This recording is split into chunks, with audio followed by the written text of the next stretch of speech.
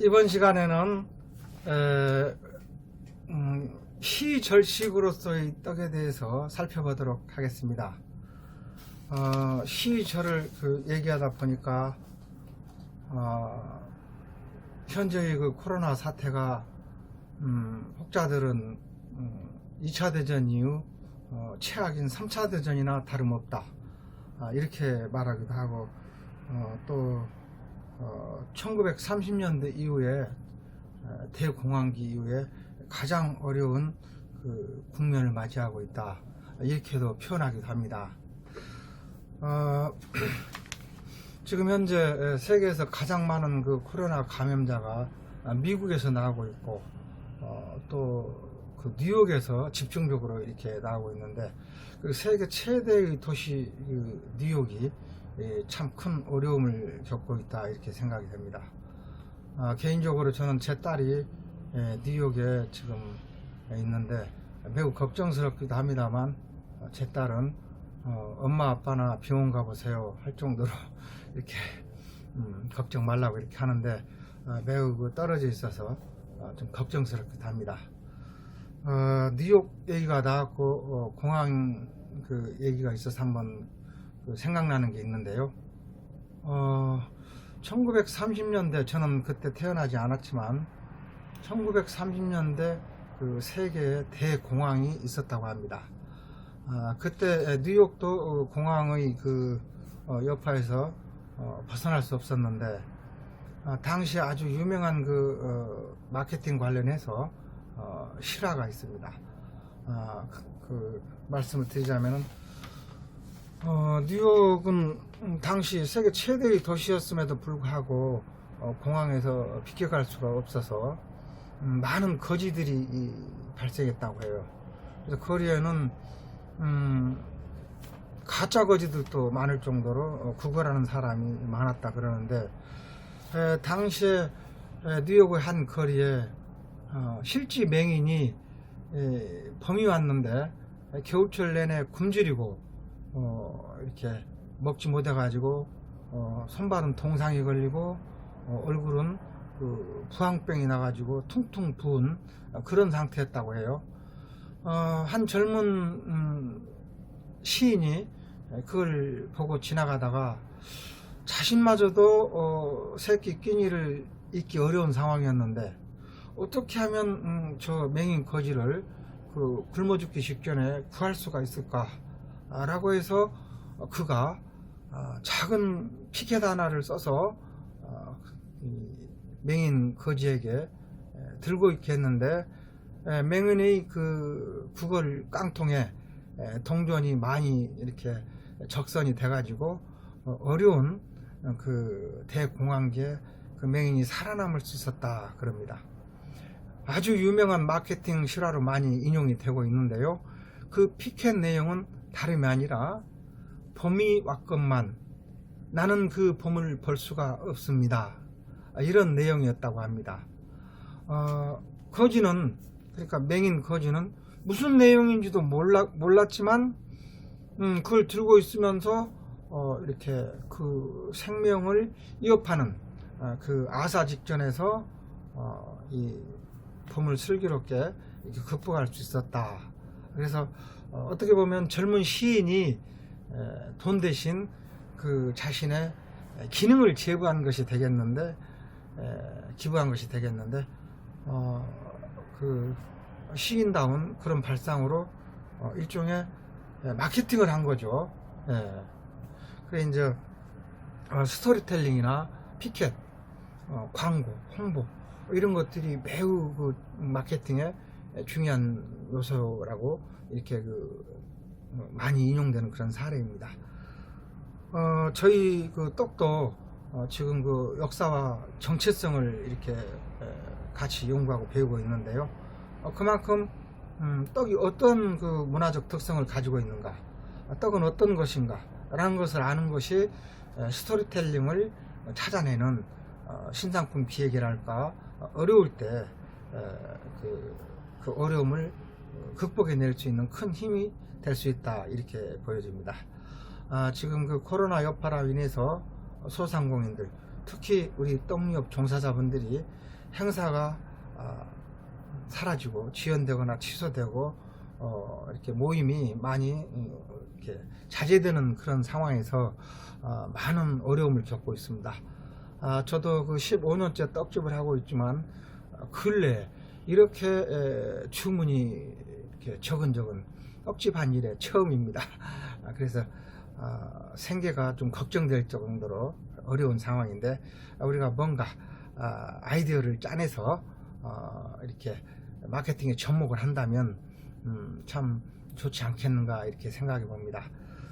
그런 의미에서 이번 시간에는 많은 스토리텔링을 담고 있는 이 시절식에 대해서 알아보도록 하겠습니다. 본 그 떡과 관련한 강의에 들어가기 앞서서 우리나라는 음력을 매우 중요시합니다. 그래서 봄, 여름, 가을, 겨울 추나 추동에 24절기가 있습니다. 각 그 봄, 여름, 가을, 겨울 네 계절마다 각기 6개의 절기를 갖고 있어 가지고 24절기 이렇게 말합니다. 그러면 24절기가 어떤 것인지 한번 먼저 살펴보도록 하겠습니다. 봄이 되면 입춘이 있습니다. 입춘에서부터 시작을 하죠. 그리고 우수, 개구리가 깨어난다는 경칩, 그리고 춘분, 청명, 고구. 지난주에 그 고구가 있어가지고 이 고구 때는 곡식이 잘 자라도록 비가 온다 해서 거의 외 없이 이 절기가 맞아 들어가죠. 이렇게 한 절기에 한 그 철에 6개의 절기가 있어서 봄, 여름, 가을, 겨울 24절기인데, 입춘과 대비되는 것으로 이제 여름이 되면 입하, 여름에 접어들었다는 거죠. 그 다음에 소만, 망종, 하지, 해가 가장 긴 때죠. 그 다음에 소서, 대서, 그러니까 작은 더위, 큰 더위 이렇게 되었고요. 가을이 되면 입추, 가을에 접어들었다는 거죠. 처서, 백로, 이슬이 내린다는 거죠. 추분, 한로, 상강. 그 다음에 겨울이 되면은 이제 겨울에 접어들었으니까 입동, 소설, 대설, 눈이 적게 오고 많이 오고, 동지, 그 다음에 소환, 대한, 추위가 작고 크고 이렇게 해서 국이 되는데, 6절기는 24절기는 똑같이 대칭되게 이렇게 나와 있습니다. 그래서 입춘, 입하, 입추, 입동, 그 다음에 중간에 춘분, 하지, 추분, 동지, 해의 길이에 따라서 이렇게 구분하고 있는데, 우리 민족은 이 24절기에 맞게 또 그에 맞는 주요 세시 풍속이 있었습니다. 그래서 살펴보면은 입춘에는 이제 봄의 시작을 알리는 때로서 이제 금년도 같은 경우에는 입춘이 이제 2월 4일입니다. 이게 이제 주요 세시 풍속으로 이게 이제 저희 마케팅하고 많이 연결되겠습니다만, 설 빔이 있고 차례, 성묘, 세배, 복조리, 행수마기, 지불놀이, 토종비결 보기, 널뛰기, 윷놀이, 연날리기, 오곡밥 먹기, 달부리, 안택고사, 부럼 깨물기, 기발기술, 더위팔기, 용알뜨기, 개보름 세기, 달맞이, 줄다리기, 석전, 답교, 벽가르대 세우기, 이렇게 해서 입춘 우수 때는 이렇게 이제 봄의 시작을 알리고, 우수 때 이제 봄비가 내리고 이제 싹이 튼다는 의미인데, 이런 세시 풍속이 있었고, 그 다음에 경칩과 춘분에는 영등 할머니, 벽가리대 허물기, 머슴날, 중화절이라고 하죠. 콩볶이, 점생이 보기, 이런 그 세시 풍속이 있었습니다. 그래서 경칩은 개구리가 겨울잠에서 깨어남을 의미하고, 이제 춘분은 이때부터 이제 낮이 길어짐을 이제 의미하는 그런 때가 되겠죠.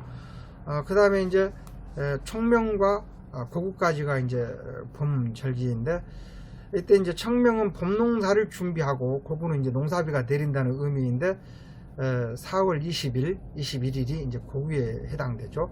그래서 한식 묘제, 3월 삼진날 화전놀이, 장담그기, 이게 이제 주요 세시풍속이었고요. 그 다음에 이제 여름으로 접어들어서 이제 입하, 소만이 이제 본격적인 농사가 시작됐다는 뜻인데요. 이때 주요 세시풍속으로 초파일, 부처님 오신 날 초파일이 있고, 연등, 등 띄우기, 줄불놀이, 이런 세시풍속이 있었습니다.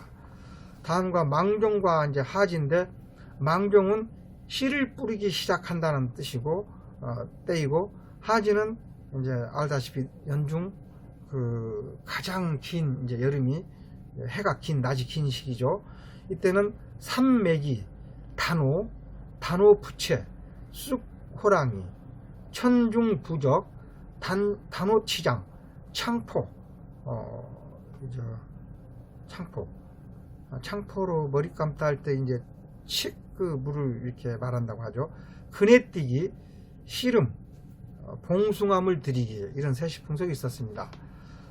다음에 이제 여름의 마지막으로 소서와 대서가 있는데, 소서는 더위가 시작된다는 의미이고, 대서는 더위가 가장 심하다, 이제 이런 뜻인데, 유두천신, 삼복, 천렵, 이런 그 세시풍속이 있었습니다. 다음 이제 입추, 가을 들어서 이제 입추, 가을이 시작되고 추워서 더위가 식고 이제 일교차가 추워진다는 뜻인데, 이때는 칠석고사, 백중날, 백중놀이, 호미시시, 우란분제, 두레길쌈, 이런 그 세시풍속이 있었습니다. 다음 이제 백로는 이슬이 내리기 시작한다, 그런 뜻이고, 추구는 밤이 길어진다, 이런 뜻인데, 이때 이제 그 추석도 있고, 그래서 벌초, 추석 차례, 거북놀이, 소매기놀이, 강강술래, 이런 그 행사가 있었고, 이제 겨울 전에 한로와 상강, 이게 있는데, 한로란 찬 이슬이 내리기 시작한다, 상강은 서리가 내리기 시작한다 해서 이때 중양절과 중양 제사의 세시풍속이 있었습니다. 그 다음에 겨울로 접어들어서 이제 입동과 소설에는, 입동은 겨울의 시작이요, 소설은 이제 이때 얼음이 얼기 시작하는 때인데, 말의 날, 말날, 시제, 성주고사 풍속이 있었고, 대설과 동지에, 대설은 겨울이 이제 큰 눈이 온다는 뜻이고, 동지는 밤이 가장 긴 시기인데, 이때 이제 동지 팥죽을 먹기도 하는 행사, 동지 행사가 있었고, 작은 설이라고도 했죠. 동지 고사, 동지 차례를 지냈습니다. 마지막에 이제 소한과 대한이 있는데, 이때는 이제 연말이고, 그래서 소한은 가장 추운 때, 대한은 가장 큰 추위, 이런 뜻으로 해석이 되는데, 나빌, 연말이란 뜻이죠. 제석, 묵은 세배, 나래, 수세, 이런 그 24절기 주요 세시풍속이 이렇게 어우러졌는데, 전부 떡과 계절적인 그 어떤 그 생산물과 기묘한 연관을 맺는 떡과 무관하지 않는 그런 세시풍속이 1년 내내 이어지고 있다, 이렇게 보여집니다. 그러면은 구체적으로 이제 시절식에 대해서 이렇게 또 살펴보도록 하겠습니다. 시식 절식으로서의 떡으로서, 떡은 우리 식생활을 비롯하여 풍속과 밀접한 관련이 있다. 그래서 제철에 나는 식품 재료로 그때 맞게 조리하여 먹음으로써 건강을 도모하는 한편, 절식은 명절을 중심으로 세시풍속 행사에 누구나 빠짐없이 만들어 먹었던 것이 떡이었다. 그래서 일전에도 말씀드렸습니다만, 태어나서 죽는 날까지 통과 의례가 떡과 함께 했고, 절식 또한, 세시풍속 또한 떡과 기묘한 연관이 있습니다. 그래서 이제 정월 초하루부터 이렇게 살펴보죠. 음력 1월 1일, 이걸 이제 설날이라고도 하고 그러죠. 우리 민족의 가장 큰 그 명절이죠. 그래서 흰 떡을 만들어 떡을 끓여 차례땅에 올리고, 온 가족이 한 그릇씩 먹는 것으로 나이를 한 살 더 먹는다. 그래서 삽살, 차조, 기장, 차수주 등 찰곡식으로 떡을 만든 인절미와 커피팥을 비롯하여 콩가루, 검은깨, 잣가루 등을 고물로 입혀 만든 찰떡을 즐겼다 이렇게 되어 있습니다. 이게 이제 설날은 원단이라 그래서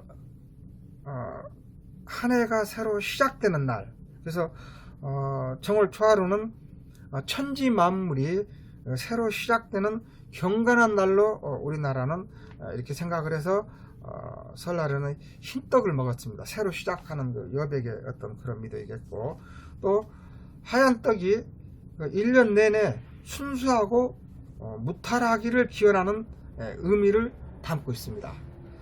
그래 이제 나이를 더 먹는다 그래서 떡국을 첨세병, 더할 첨자 해세자 떡병 해가지고 나이를 더하는 떡이다 이렇게 한문으로는 표현하기도 했습니다. 그래서 첨세병 이렇게 표현했고요. 그래서 나이를 먹음으로써 한 살 더 먹기 때문에 이렇게 하기도 하는데, 떡국 대신 만둣국을 먹기도 했습니다. 그런가 하면은 그 개성지방에서는 조랭이 떡국을 먹기도 했죠. 지금은 우리나라만 이런 문화가 있는 게 아니고 일본도 이런 문화가 있고 중국은 또 만둣국을 먹기도 하고 그렇습니다만, 동남아 문화로서도 설날은 어떤 그 의미를 갖고 있는데, 일본은 그 뭡니까 양력설을 세고 우리나라는 음력설을 센다는 것이 큰 차이가 있겠습니다. 오곡 하는데, 이 오곡은 원래 우리가 말하는 오곡밥 할 때 오곡은 쌀, 조, 수수, 팥, 콩을 오곡이라 합니다. 이 오곡 또한 나중에 집중적으로 살펴보겠습니다만 오행설에서 유래했다 이렇게 보면 맞습니다. 이것은 이제 정월 대보름인데, 그러니까 음력 1월 15일이 되겠죠.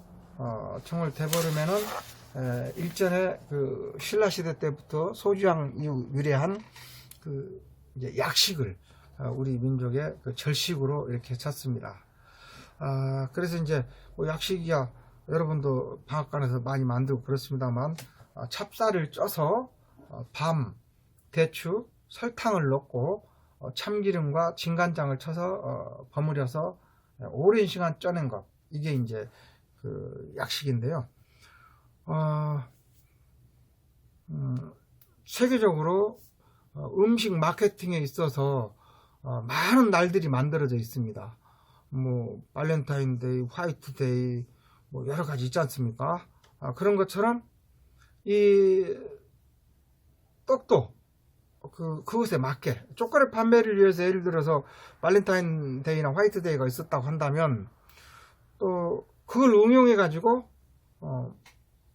만든 게 빼빼로데이 11월 10일 이렇게 또 만들어졌었고, 그런가 하면 11월 10일이 이 가래떡처럼 이렇게 일자로 돼 있다 보니까 우리 농민부나 떡한 우리 업계분들은 그날을 가래떡데이, 또 농민의 날 이런 식으로 자꾸 그 스토리를 그 마케팅에 이렇게 연관을 위해서 만들어내고 있습니다. 그런데 새롭게 만드는 것도 중요하지만 역사적으로 매우 의미 있는 것들을 찾는다면 훨씬 더 많은 사람들로부터 공감을 얻지 않겠는가 이렇게 생각을 하는데, 그 중에 하나가 바로 약식과 보은의 날입니다. 우리는 잠시 후면은 스승의 날이니 어버이날이니 또 성년의 날이니 여러 가지 그 보은의 의미를 담은 날들이 많습니다. 그런데 역사적으로 비록 까마귀지만 그 까마귀에게 꿈속에서 나타나서 내게 이렇게 애시를 주어서 생명을 건지게 하였다라고 해서 소지양이 약식을 지어서 이렇게 까마귀 밥을 만들었는데, 그때 이후로 우리는 이 음력 정월 대보름을 보은의 날이다 이렇게 칭하고 있습니다. 그러니까 은혜에 보답하는 날, 감사의 날, 땡스 기빙 데이 뭐 이런 뜻이 되겠죠. 감사를 표현하는 날. 그래서 스승님들, 또 선배님들, 주변의 웃어른들, 혹은 평상시 내가 이렇게 은혜를 입었거나 신세를 졌거나 하는 분들께 이 정성으로 빚은 약식을 그 감사의 마음으로 표출하고, 오늘이 그 역사적으로 위례 깊은 보훈의 날입니다. 작은아마 제가 정성을 들여서 약식을 만들었습니다 라고 해서 누군가에게 선물을 한다면, 약식은 전 세계적으로 가장 위례가 깊은 보훈의 의미를 담고 있기 때문에 마케팅적으로 크게 성공하지 않겠는가. 저는 이것은 학계와 이렇게 산학이 연계해서 이것은 크게 활성화시켜야 될 부분이라고 생각을 합니다. 저도 만학을 불태우면서 약식 날이 되면은 그 교수님들께 혹은 주변 그 은혜를 입은 분들께 꼭 이렇게 돌린 적이 있었는데, 그런 의미를 담고 있다라고 설명을 할 때 받는 분들이 너무나도 흐뭇하고 진심 어린 그 선물로 받아들이는 것에 제가 감동할 지경이었습니다. 그래서 여러분들도 이 정월 대보름 때가 되면은 보훈의 날의 의미로서 작은아마 정성을 다해서 제가 만들었습니다 라고 해서 이렇게 주변에 그 보훈의 인사도 하시고, 또 떡집 떡방앗간에서도 이것을 마케팅적으로 이렇게 포장지도 좀 개발해 가지고 이렇게 다양하게 선물로 만들어낸다면 경영에도 큰 도움이 되지 않겠는가, 이렇게 생각을 해봅니다. 이제 정월 대보름에 대해서 좀 더 살펴보면은 이제 상원이라고도 이렇게 표현을 했고, 1년 중에 이제 첫 보름을 기리는 날이었습니다. 그래서 이날에는 아까도 말씀드렸습니다만 그 1년 중 기륭하벽을, 그러니까 점치기 등을 이제 보기도 하고 그랬었는데, 그 보름달의 그 밝기 등을 보고 금년 1년에 기륭하벽이 어떤가 이렇게 점치기도 했다고 합니다. 그래서 이제 농사를 준비하는 그런 날이기도 했고, 여러 가지 아까 말씀드렸듯이 이 세시풍속이 있었습니다. 그래서 기억하십시오. 정월 대보름은 약식이 절식이고, 이것은 보훈의 의미를 담는다.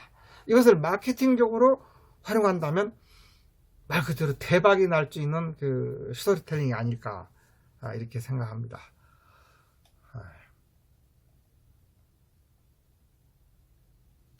다음은 중화절에 대해서 살펴보도록 하겠습니다. 중화절은 참 의미 있는 날입니다. 음력 2월 1일, 그러니까 양력 한 3월 1일 정도 되겠죠. 중화절 때 이제 그 먹는 떡이 이제 노비성편 유명해진 게, 그래서 이제 2월 초하룻날 빚는다 해서 사길이 그러니까 초하루가 되겠죠. 나빌은 이제 말일이 되고, 사길성편 이렇게 해서 집안에서 일하는 종들에게 나이수대로 나누어 주었고, 농사일이 시작되는 절기에 노비들을 격려하였다, 이렇게 되어 있습니다. 중화절은 많은 그 의미를 담고 있는데, 원래 이 중화절은 당나라의 문화입니다. 그래서 당나라 때 그 임금이 그 재상과 시종들에게 잔치를 베풀면서 그 1년 동안 나라와 혹은 그 집안을 위해서 잘 이렇게 봉사하고 노력해 주시게라고 해서 격려하는 의미에서 잔치를 베풀기도 이렇게 했죠.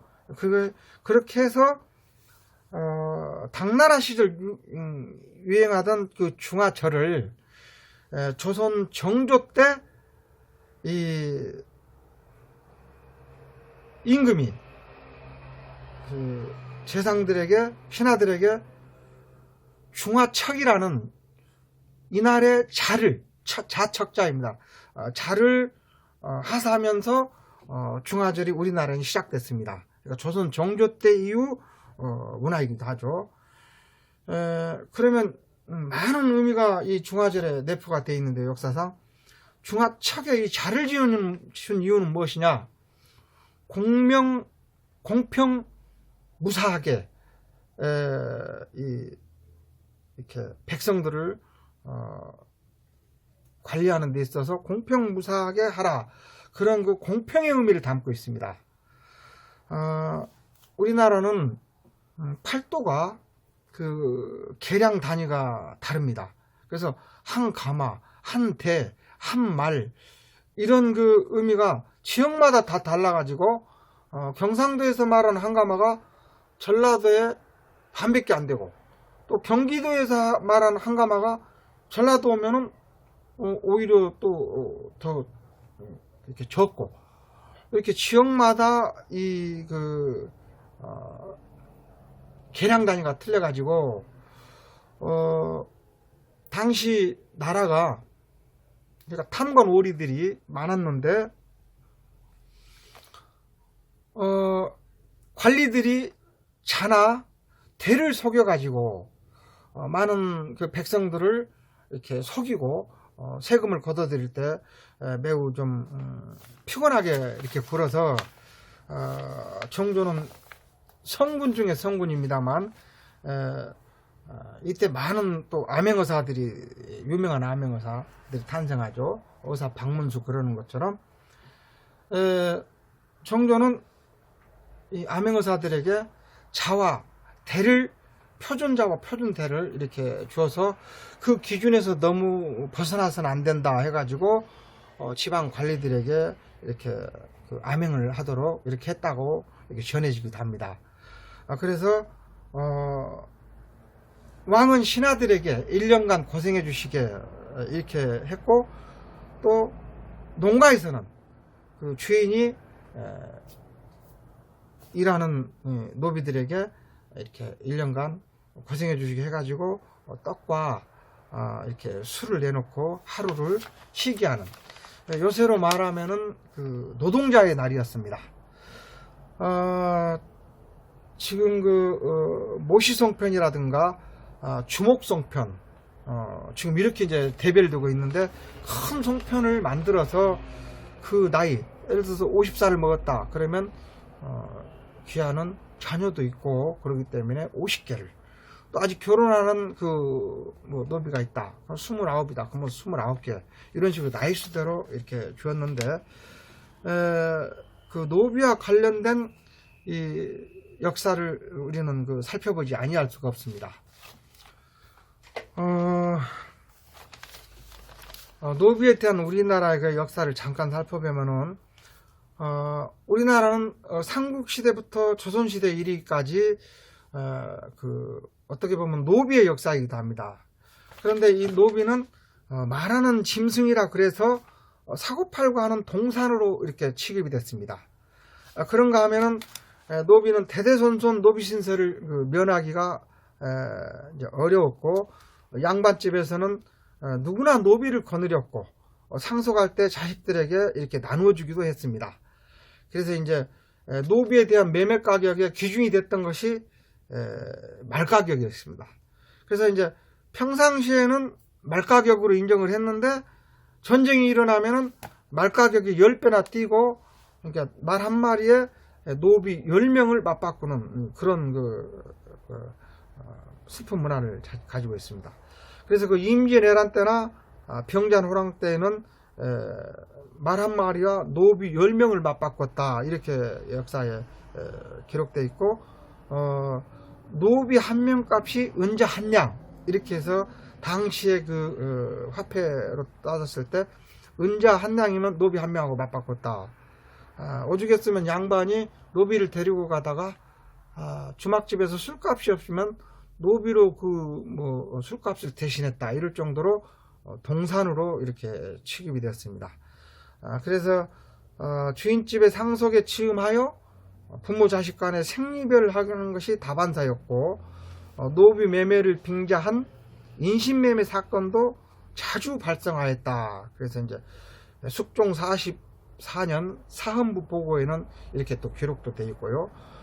또 근세 혹은 그 최근까지도 이런 게 있었다고 하는데, 동화혁명 당시에는 소 한 마리에 미모의 계집종 하나를 포함한 5명의 노비와 맞바꾸었다, 이렇게 되어 있습니다. 그 다음에 이제 노비와 관련된 이제 말로 많은 게 이제 면천이라 그래서 노비가 양민이 되는 것을 이제 면천이라고 했는데, 통일 신라 시대에는 인구의 3분의 2가 노비로 추정된다고 합니다. 왜 그러냐면, 고구려와 백제가 망하면서, 귀족은 관가의 노비가 되고, 일반 평민은 사가의 노비가 되어서 이렇게 사고팔고 하다 보니까, 인구의 3분의 2가 노비로 이렇게 추정되는 것으로 기록되어 있습니다. 그리고 고려 때는 호족의 큰 재산이었으며, 조선 초기 호구 조사 기록으로도 인구의 3분의 1이 노비로 이렇게 조사가 되었으며, 조선 초, 그러니까 임진왜란 때는 면천 종량, 그러니까 노비를 피하고 양민이 되기 위해서 쌀 3,000석을 냈다고 합니다. 은자 한 냥이 노비 한 명 값으로 계산했을 때 3,000석은 어마어마했죠. 그래서 3,000석 혹은 2,000석 이래가지고 노비가 면천을 받는 것은 사실상 불가능했다, 이렇게 보여지고요. 임진난 이후에도 15석에서 결의가 되었다라고 이렇게 기록되어 있고, 1745년 속대전에는 13석, 당시 돈으로는 100냥으로 이렇게 또 면천을 했다, 이렇게 해서 면천의 역사가 기록되어 있습니다. 노비 문화가 우리나라는 직업의 문화입니다. 혹시 떡새라는 이름도 그런 떡을 만드는 직업, 이런 의미가 아닐까 생각되는데요. 보면은 그 직업에, 그러니까 노비들의 직업이 양반들은 대부분 일을 하지 않았고, 양반들의 주 직업은 조금 좀 나쁘게 평가하면은 고리대금업이었습니다. 그래서 봄철에 춘궁기에 곡식을 빌려주고 가을에 이렇게 몇 배를 받는 이런 행포가 너무 심해가지고 밀란이 일어나기도 하고, 탐관오리 척결 법이 이렇게 발효되기도 하고 그랬는데, 대부분 양반들은 일을 하지 않고 있는 재산을 가지고 그것을 요새로 좋게 말하면 은행놀이고요, 나쁘게 말하면 고리대금업을 많이 했던 것이 조선의 귀족들의 앞뒤가 다른 모습이었죠. 그래서 실제 직업은 대부분 노비들이 갖고 있었습니다. 그래서 잠깐 좀 살펴보면요, 청지기는 주인날이 심부름 노비, 상노는 상제 내출을 수행하는 노비, 안짬자기는 안방마님의 시중을 들며 이야기 상대하는 노비, 상지기는 마님의 몸종, 밥을 짓는 사람을 식모 혹은 참모 이렇게 했고, 또 바느질하는 노비를 침노, 그런가 하면은 노비도 매매하지 않는 노비가 있었는데 그것을 행랑아범 혹은 행랑어멈 이렇게 표현하기도 합니다. 임진왜란 때 우리나라는 큰 역사적 고비를 맞이하죠. 음식과 관련해서도 임진왜란은 많은 이렇게 우리나라 역사에 큰 영향을 미칩니다.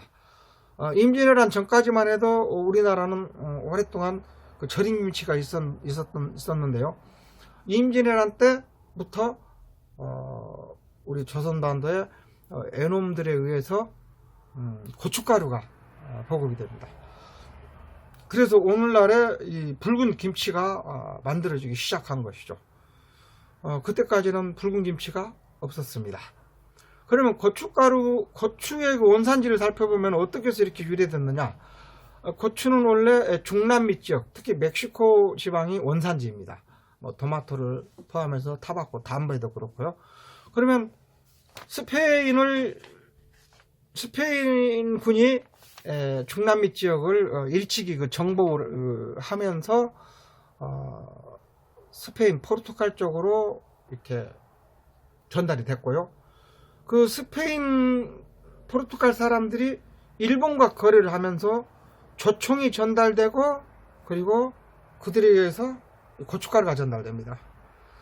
그리고 나서 다시 우리 조선의 임진왜란 때 그 고춧가루가 알려지게 되면서 오늘날 그 붉은 김치가 우리 민족이 가장 애용하는 그런 퓨전 반찬이, 음식이 탄생한 거죠.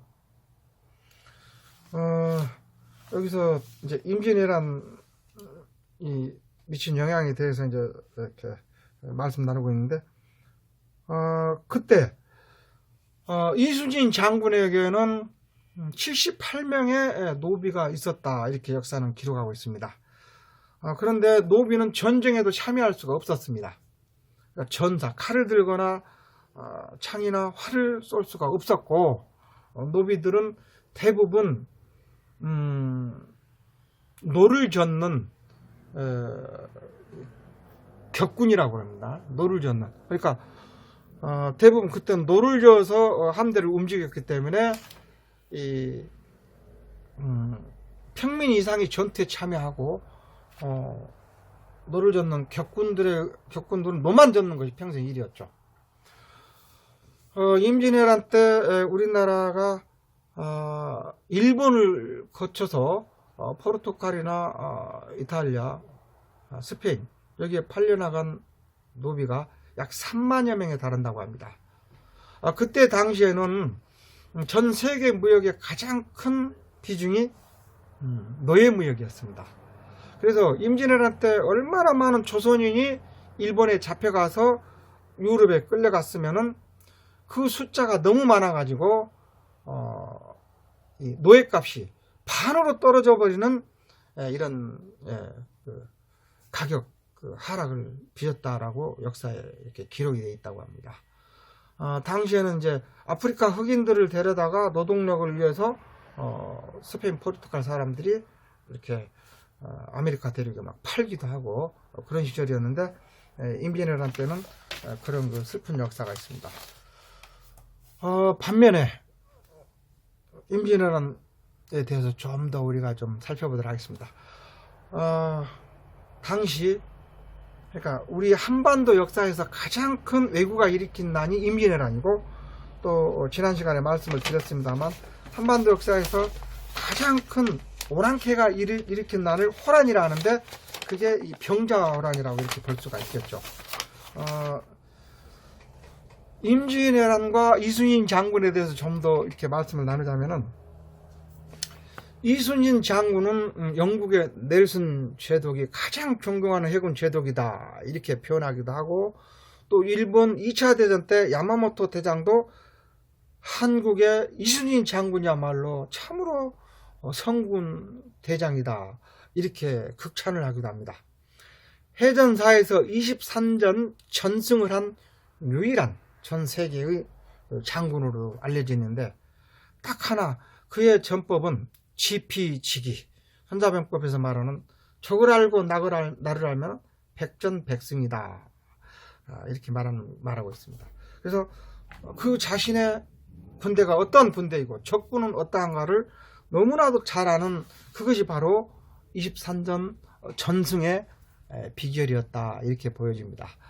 여러 가지 그 성공에 대한 그 분석이 있습니다만, 자기 정체성을 누구보다도 잘 알았다, 이것이 그 승전의 비결이었다, 이렇게 보여집니다. 임진왜란 얘기가 나왔으니까 그 중에 가장 큰, 역사상 전 세계가 인정하는 가장 큰 그 해전이 명랑해전입니다. 명랑해전은 어떻게 보면은 격군들의 승리입니다. 노를 젓는 사람들. 명랑은 울명자, 파도랑자에서 울며 돌아가는 목해서 울돌목, 그 전투에서 이긴 것인데요. 울돌목의 물이 얼마나 세면은 세계에서 세 번째로 그 파도가 거세다고 합니다. 밀물과 썰물의 그 교차가 심하고, 그래서 어지간한 배도, 세월호가 뒤집어진데도 울돌목 근처죠, 이렇게 험한데, 격군들이 그 밀물과 썰물의 그 울돌목을 지키면서 이렇게 이겨낸 승리이죠. 우리 역사상 가장 큰 승리입니다만, 잠시 당시 역사를 좀 더 구현해서 설명 좀 드리고자 합니다. 명랑해전의 승리에 대해서 좀 더 구체적으로 보면은, 이순신 장군은 명랑해전 이전에 지금의 사천에서 백의종을 하고 있었죠. 원균이 당시 임금의 명을 받들고 부산진의 포진에 있는 약 1000여 척의 외선들을 격파하라 라고 해서 부산진을 공격하라는 명을 받고 500척의 수군을 이끌고 부산진으로 향하다 7,000량 앞바다에서 매복한 애군들에게 거의 괴멸당하고 맙니다. 원균은 역사상 그 역적 패장 이렇게 기록을 하고 있습니다만 사실 역적까지는 아닙니다. 패장일 수 있어도 영균은 7,000량 해전 때까지 단 한 번도 패한 적이 없는 명장이었습니다. 그러나 본인 자신도 500척으로 1000척을 치는 것은 불가합니다. 적어도 1000척의 애군을 물리치려면 3000척 정도는 있어야 됩니다. 라고 해서 불가론을 내세웠지만 임금의 명이니 군인으로서 따를 수밖에 없다 해서 가다가 그 정보가 적진에 누설이 되고 매복에 걸려가지고 모두 죽고 원균마저도 전사하게 됩니다. 참 아주 패장이긴 하지만 불행한 장수였죠. 예. 그러나 역적은 아니다. 바로잡아야 될 부분인데요. 그런데 놀라운 일이 발생합니다. 7,000량 해전에 임했던 배 중에 전멸당한 게 아니고요. 그 중에 일부가 야반도주를 합니다. 역사의 아이러니가 이제 펼쳐지는데요. 경상우수사 배설의 함대 13척이 이대로 가다가는 적을 맞아 싸우기도 전에 죽을 수도 있다. 이것은 승산 없는 싸움이다 라고 해서 13척이 야반 도주해서 동쪽엔 부산진이 있기 때문에 서쪽으로 도망을 가버리죠. 그리고 나서 7,000량은 대패를 당하고 조선은 백척간두의 이기에 서게 됩니다. 그래 매우 큰 위기에 처했을 때 이순신이 백의종군이었기 때문에 선조 왕에게 상소를 올린 사람이 있습니다. 이 난국에 조선 수군을 재건하고 이 나라를 구할 사람은 오직 한 사람 이순신입니다. 그를 다시 삼도 수군 통제사에 임명해야 됩니다 라고 주장한 사람이 있었으니 그 이름이 제 이름하고 같습니다. 성은 정이요 이름은 정탁입니다. 그의 상소를 받아들여서 선조 왕은 이순신을 다시 삼도수군 통제사로 임명하는데 놀랍게도 부하도 배도 아무것도 없는 혼자서 삼도수군 통제사가 된 겁니다. 자신이 일궜던 500척의 군대가 수군이 다 사라져 버렸으니까요. 그런데 들려온 정보에 의하면 경상우수사 배설의 13척의 이 배가 서쪽으로 이렇게 도주했다. 이 정보를 듣고 유일하게 이게 조선의 희망일 수 있다 해가지고 서쪽으로 가다가 장흥 앞바다에서 그 13척을 만납니다. 그리고 이순신이 그들에게 기회를 줍니다. 여러분은 비록 도주병이었지만 여러분이 있어서 조선을 지킬 마지막 희망이 있다. 죽기를 각오하고 싸우자 라고 해서 그때 나온 말이 사즉생입니다. 죽기를 각오하면 산다. 생즉사. 살기를 각오하면 반드시 죽는다. 그래서 사즉생의 각오로 우리가 적을 맞아서 싸우자 이렇게 독려하죠. 그런데 13척의 배 중 한 척이 배설의 그 경상우수사가 다시 도주를 해버립니다. 그래 이순신 장군은 그를 끝내 찾아서 처형을 합니다. 참수형을 처하죠. 그것이 바로 일벌백계입니다. 그리고 모든 군의 기강이 똑바로 서게 되죠. 이순신은 이 12척의 배를 남았는데 아주 유명한 말이 있습니다. 선조왕이 그 외로운 군대로 어이할꼬 라고 걱정을 하니 이순신이 한 말입니다. 제게는 아직도 12척이나 되는 배가 있습니다. 이렇게 답장을 보내죠. 일반인 혹은 이렇게 마음 약한 사람은 우리는 패잔병 12척, 도주병 12척밖에 없어서 정말 큰일이고 희망이 없습니다. 이렇게 말했을 텐데 이순신은 아직도 제게는 12척이나 되는 배가 있습니다. 라고 말합니다. 반면에 일본군은 어때요? 1000척이 넘는 배가 있습니다. 패잔병들을 쫓아서 다시 일본 함선이 133척이 이순신의 마지막 남은 함선까지 제거하려고 서진하고 있습니다. 지금 이순신이 어떻게 하면 저들을 이길까? 그래서 지형지세와 우리 아군의 어떤 형편을 살펴서 다시 서쪽으로 이름에 고흥 앞바다에 이르러서 당시 고흥의 지명은 흥량입니다. 흥량. 그러니까 고흥의 옛지명이 흥량입니다. 당시 흥량 현감이 최휘량 현감이었습니다. 여기서 잠깐 최휘량 현감은 제 조사에게 조금 더 소개를 올리자면은 당시에는 그 무관을 뽑는데 임금님 앞에서 창과 칼 그리고 문 글쓰기를 한 것을 어전무예를 하고 이순신 장군이 현장에서 한 것을 이제 하는 그 두 가지 이렇게 시험이 있었습니다. 이순신 장군이 훌륭한 것은 백성과 노비, 평민과 귀족을 가리지 않고 유능한 군인에게는 장교 대우를 했습니다. 그게 아주 탁월한 분이시죠. 그런가 하면 임금 앞에서는 대부분 이제 귀족들이 어전무예를 했는데 당시 선조 앞에서 어전무예를 할 때 활쏘기에서 그 화상, 그러니까 화살 표적이 도요토미 히데요시, 그러니까 임진왜란을 일으킨 도요토미 히데요시가 이제 그 화살 표적이었는데 그의 눈을 깨뜨리는 퍼펙트가 일어납니다.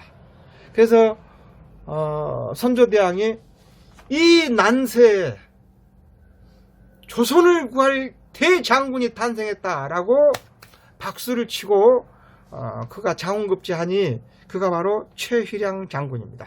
그리고 즉시 전선인 흥량, 그러니까 고흥현감으로 이렇게 내려보내죠. 이 고흥현감 최휘량은 정말 이순신 장군을 존경했습니다. 그런데 당시 병마 절도사였던 권율 장군이 있었는데 모든 해전 보고서를 이 최휘량 장군은 이순신 장군에게 보고를 했습니다. 그러면 이순신 장군에게 보고하면 다시 송사해가지고 이순신 장군의 수결한 그 서명이 다시 내려옵니다.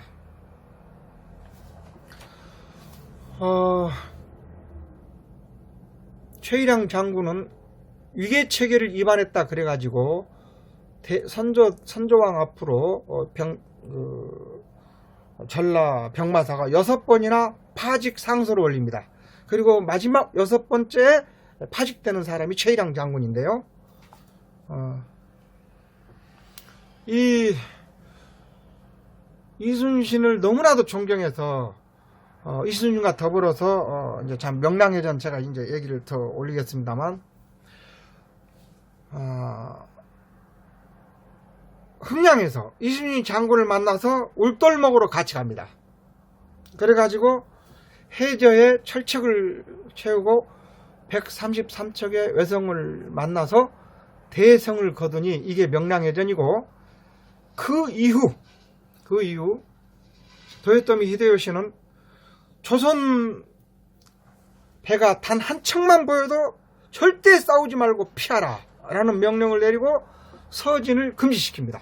만약 그게 무너졌으면은 왜군들은 즉시 서해안을 따라서 한강에 들어옴으로써 한양이 이어받는 그런 아주 절체절명의 백척간두의 이기에 있었죠.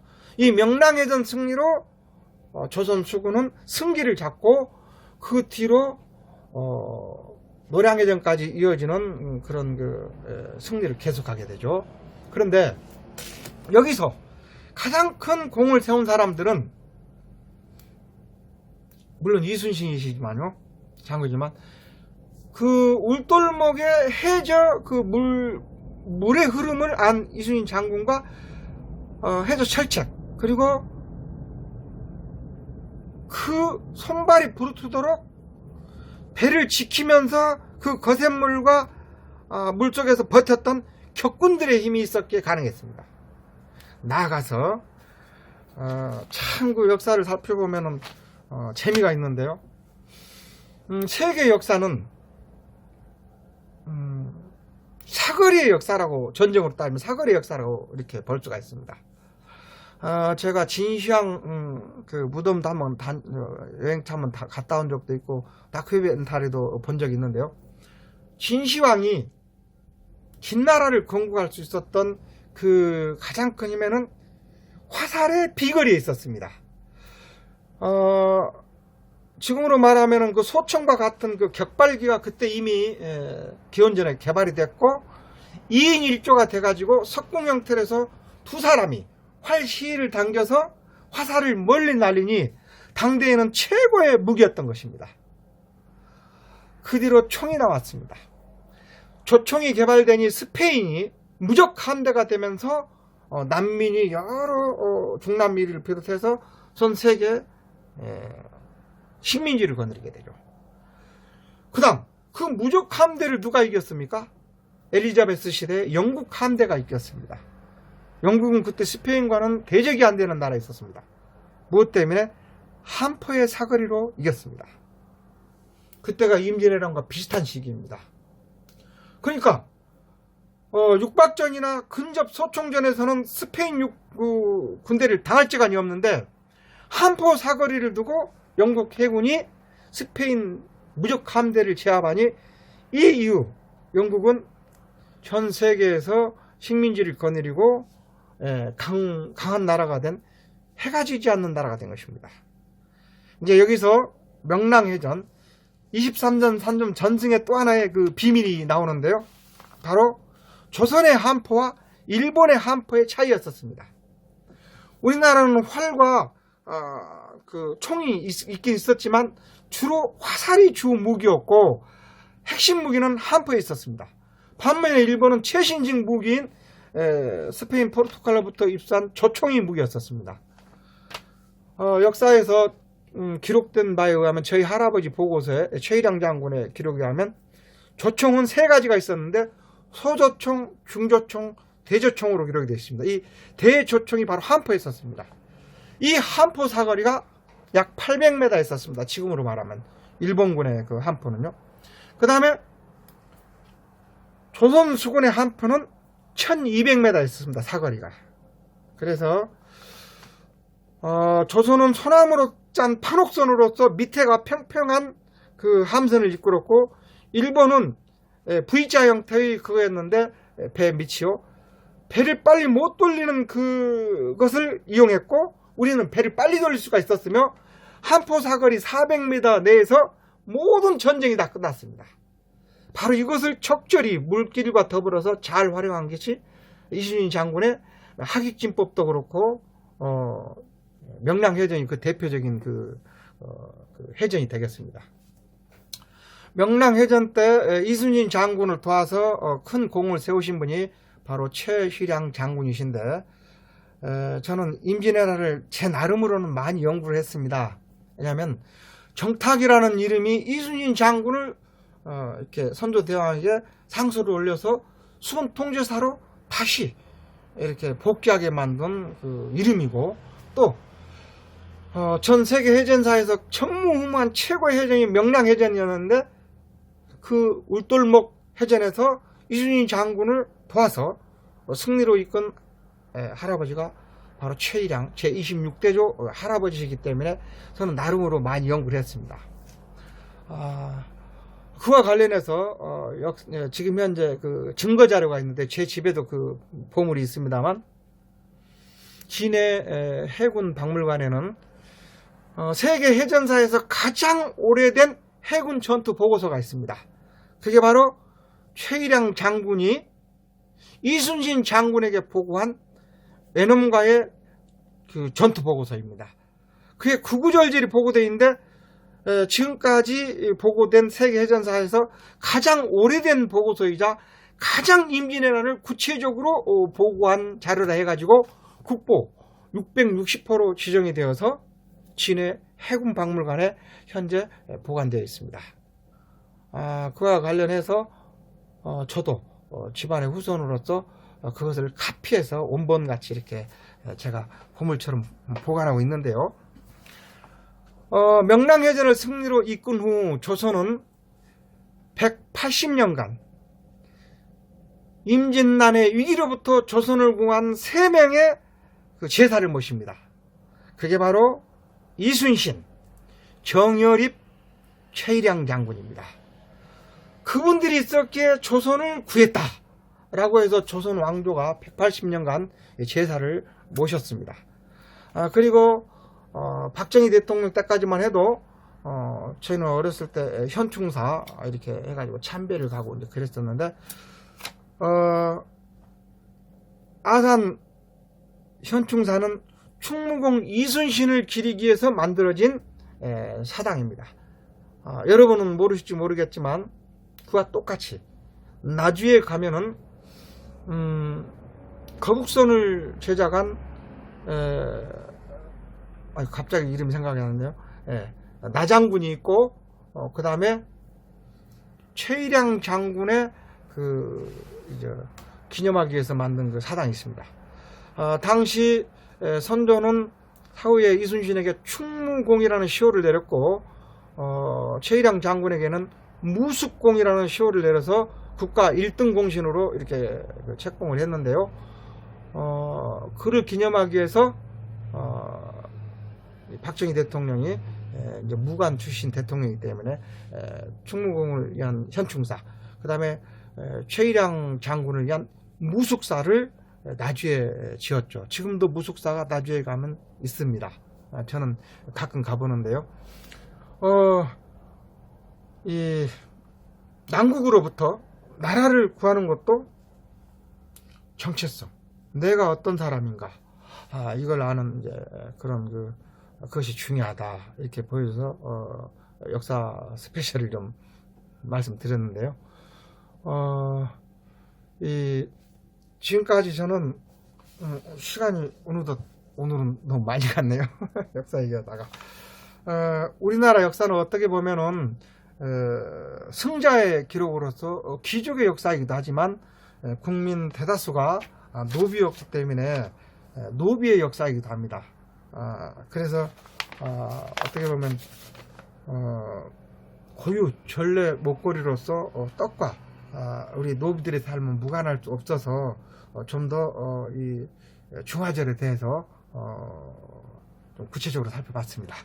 그래서 이제 중화절 음력 2월 초하루에 먹는 송편을 노비송편, 사길송편, 초하루 날 먹는다 이렇게 표현하고, 그때로 말하면 이제 주목송편, 지금은 이제 왕송편이 됐죠. 저도 고향이 영광이어가지고 모시송편으로 나름으로 이렇게 많은 그 마케팅을 했습니다만, 이런 깊은 의미가 있는지를 몰랐습니다. 저는 그 모신잎을 이렇게 경기 북부 지역에서도 시험적으로 재배해서 지금 약 10여 년간 모시를 제가 직접 생산하고 그걸로 이렇게 떡을 하고 있습니다. 그리고 그걸 또 마케팅에도 활용을 하고 있죠. 스토리텔링은 마케팅에서 가장 중요한 그 정수리가 아닐까 이렇게 생각을 합니다. 오늘은 그 역사 얘기하다 시간이 많이 갔는데요. 이번 주 강의는 이걸로 이렇게 마치기로 하고요. 온라인 강의가 어떻게 계속될지 모르겠습니다. 여러분 건강과 그 다음에 우리 떡집 떡방학관의 정상적인 운영을 진심으로 기원드리고 기회가 되면 건강한 모습으로 뵙겠습니다. 다음 주에 뵙겠습니다. 감사합니다.